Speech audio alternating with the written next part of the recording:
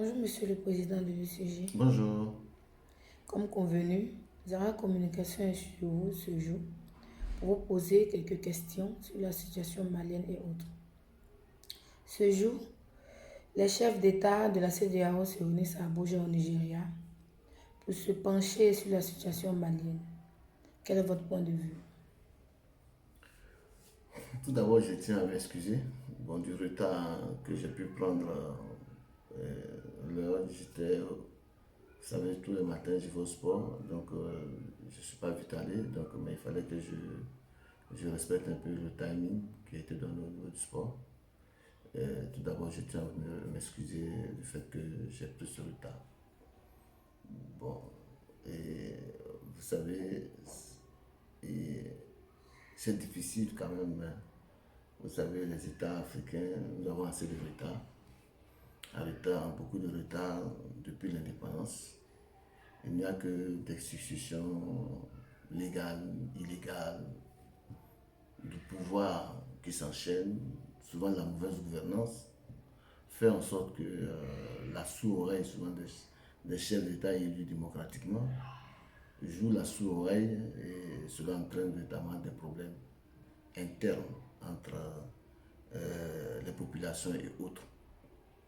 Et c'est un peu regrettable de voir que depuis le Mali a amorcé le coup d'État contre Moussa Traoré, ils ont eu à faire une très belle transition avec le feu le président ATT, qui a fait une très bonne transition et qui a passé la main à un président qui était démocratiquement élu, qui est Alpha Oumar Konaré.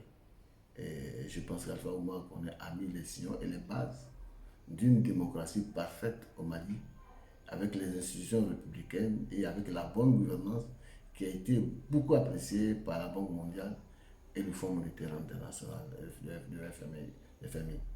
Donc vraiment, nous n'avons pas compris depuis vraiment ce passage entre ATT et entre Oumar Konaré et ATT, qui est un très beau passage démocratique. Et la première phase a été très bonne, était couronné de succès par ATT, avec beaucoup plus de réalisations encore, et une véritable continuité qui a amorcé vraiment son développement. Et le Mali a eu une croissance économique qui a beaucoup varié entre 7 et 6 dans ces années, et c'était vraiment intéressant. Et le Mali a attiré tout le monde, et sur le plan touristique et autres. Bon, et après la fin du mandat, du deuxième mandat du président ATT, il y a eu ce problème djihadiste qui le nord a été occupé par, après l'explosion du politique de la Libye. Les armes se sont déportées directement sur le nord du Mali. Et cela a causé ce que vous savez aujourd'hui, une instabilité totale, une insécurité totale, donc dans le nord, et que aucun fonctionnaire même ne peut garantir même sa sécurité au Mali, même des populations riveraines. Bon, vous voyez, tous ces problèmes-là existent parce que l'Afrique même ne peut pas se prendre en charge. Et nous faisons tous recours aux Occidentaux, et pour nous, n'ont jamais trouvé de solution pour nous. La solution à rien n'a jamais été trouvée. Et c'est vrai, les chefs d'État vont se réunir aujourd'hui à Abuja pour se pencher sur cette crise malienne au jour d'aujourd'hui, auquel il y a eu un coup d'État de Sanogo qui est arrivé, il y a eu un président de la transition qui est venu, après un président qui a géré la transition, qui est un Traoré, et après le départ des Traoré, il y a eu Ibeka qui est venu et qui, vers la fin, au début, dans le tout début de son deuxième mandat, un coup d'État vient de s'opérer et il démissionne de ses fonctions de chef de l'État. C'est pas beau pour l'Afrique, tout ça. Il faut que nous apprenions à respecter nos institutions et à écouter vraiment la voix du peuple. Et cela est important. Et qu'il faut qu'il y ait une transparence totale dans la gestion de nos États. Mais s'il n'y a pas de transparence et que nous pensons que les chefs d'État qui viennent, qui se transforment totalement en dictateurs, c'est pas beau pour l'Afrique, ça ne fait pas avancer l'Afrique. Nous devons aller écouter la base, écouter la voix de ceux qui nous ont mis à la tête. Parce que chaque personne a une voix. Chaque personne a une voix. On dit que c'est l'ensemble des hommes qui constituent le peuple, et ce peuple est sans fin. Nous devons comprendre que chaque personne, chaque Africain, chaque électeur dans notre pays a une voix qui donne la voix à nos dirigeants. Quand nos dirigeants arrivent, s'ils se comportent en sourds, vous voyez que souvent, ça mène certaines situations incontrôlables. Et voilà, les militaires profitent de la situation et viennent s'asseoir dans le pouvoir qui est antidémocratique. Nous ne souhaitons pas que nos dirigeants puissent être remplacés par des militaires. Mais quand les militaires viennent, c'est pas, il y a une situation qui n'est pas favorable. Et le climat social est menacé. Donc, ça fait que l'armée arrive au pouvoir. Quelles conditions ils arrivent? C'est ça le problème. Et il faut chercher toujours la base. Bon, voilà, je profite de cette question au moins pour étaler un peu mon esprit, dans la liste politique et d'hommes politiques. Et je vous ai toujours dit que je ne suis pas un politicien, mais c'est un homme politique. Et de donner plus ou moins un peu mon esprit, mon idée, et ce que je pense. Et c'est vrai, les chefs d'État vont se pencher. Qu'est-ce qu'ils vont dire du Mali? Qu'est-ce qu'ils vont encore aller dire là-bas, à Abuja? Bon, au jour d'aujourd'hui, la situation, un président qui a fait un coup d'État, au moment où l'armée est venue au pouvoir, moi, je pensais qu'il fallait essayer, après le coup d'État, après la démission d'Ibeka. C'est vrai, on ne peut pas encourager des coups d'État. Moi, j'ai toujours dit qu'un coup d'État, c'est une foutaise. Donc, un coup d'État, c'est une foutaise. Donc, on ne peut pas encourager nos forces de défense et de sécurité, nos états-majors des armées, toujours à faire recours à la force et à déloger les personnes qui ont été démocratiquement élues. Mais je pense que la discussion et la concertation devaient faire mise dans l'aspect politique pour trouver des voies et moyens d'une sortie de crise, pas par un remplacement de l'aspect militaire. Ça, c'est ma vision politique. Mais il y a des situations qui se prêtent, qui font que l'armée devient le dernier recours de la population, parce que sur le politique qui est au pouvoir joue au su et à l'aveugle. Ils ne veulent pas voir. Il y a une oppression et la population est dehors, revendique. Bon, mes chers journalistes, vous savez, je suis très à l'aise souvent parce que on dit Idriss Chérif, c'est quelqu'un qui n'a pas la langue dans sa poche, parce que je dis ce que je pense et ce que les autres pensent aussi, je le dis. Mais toujours, comme je l'ai toujours dit, moi je n'apporte pas de problème. Quand je critique, j'apporte toujours une solution. Donc dans mes critiques, j'apporte toujours des solutions. Bon, c'est pour le bien-être des Maliens. Aujourd'hui que les chefs d'État vont se retrouver à Abuja, au Nigeria, pour se pencher plus ou moins sur cette situation sociopolitique du Mali. Mais je pense qu'il n'y a pas une crise du Mali. Il y a une crise du pouvoir. L'opposition ne revendique pas. Donc, et les juridictions compétentes d'un pays, qui est la Cour constitutionnelle, vient de valider cette prise de force encore du président. Bon, j'oublie plus ou moins les mots m'échappent. Donc, il faudrait que nous nous regardons en face et que nous apprenons à prendre nos décisions. Donc, je n'ai pas compris vraiment cette décision, cette balade du président Macron, qui, ma foi, c'est un président que j'ai toujours estimé par sa jeunesse, par sa fougue de jeunesse. Et que, c'est vrai, une situation se pose au Tchad, il n'y a pas de problème, les militaires sont au pouvoir. Au Mali, les militaires arrivent, on dit non, vous devez dégager parce que ça peut créer une insurrection islamiste et autres.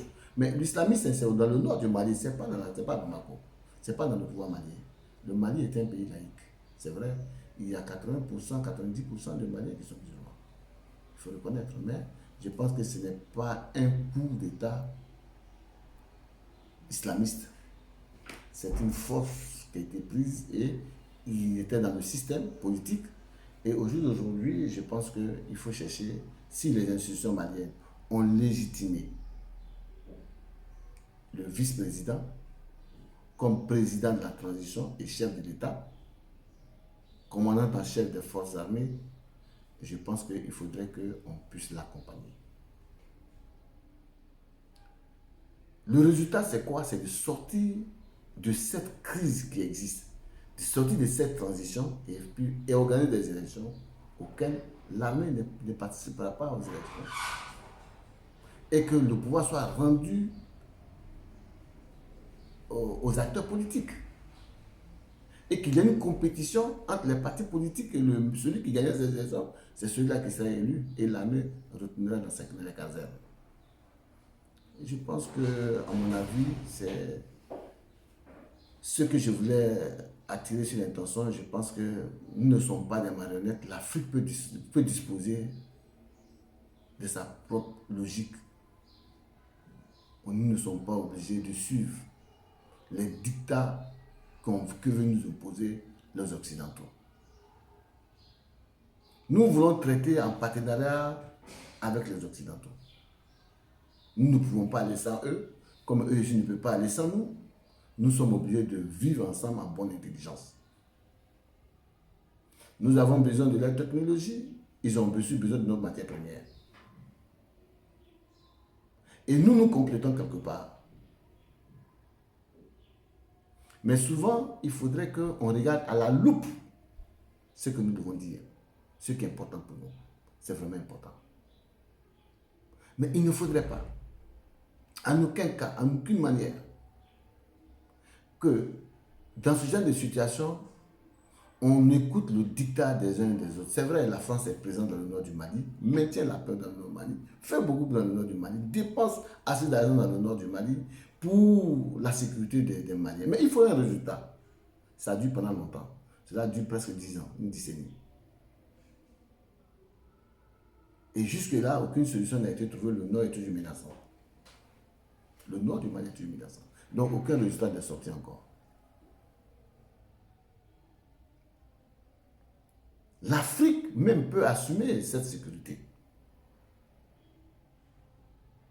Il faudrait que nous nous attendions, parce que c'est des pays qui sont favorables, où les gens font le tort, qui construisent une base arrière de ces rébellions et autres. Mais si le président Assimi, qui vient de prendre cette situation en main parce que la charte du pays n'a pas été respectée et les institutions maliennes sont favorables à ce qu'il soit président, je ne pense que ce n'est pas la CEDEAO qui dira que non, vous ne pouvez pas diriger ce pays si le Mali est favorable et que le peuple malien n'est pas sorti. Au Tchad, il y a la même situation, mais le peuple est sorti pour dire qu'ils ne sont pas d'accord. Mais quelle est la solution qu'ils ont trouvée? Qu'est-ce que la communauté internationale a pu dire? Mais au Mali, il y a une accalmie. Il y a une accalmie, le peuple n'est pas dehors, le peuple est favorable à ce que le vice-président remplace le président actuel. Le président soit le président démissionnaire.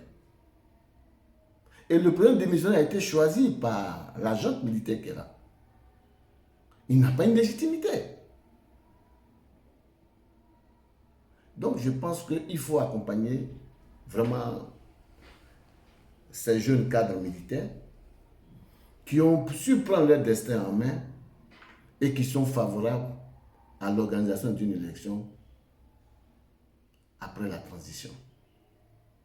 Et organiser des élections pour que d'autres arrivent. ATT l'a fait, il a organisé des élections, il est parti. Tout le monde l'a apprécié. Pourquoi cette fois-ci, quand l'armée arrive, on dit non, il ne faudrait pas voter. Mais nous pensons que la démocratie ou l'armée ne veut pas. Une démocratie qui est en marche, qui est respectée.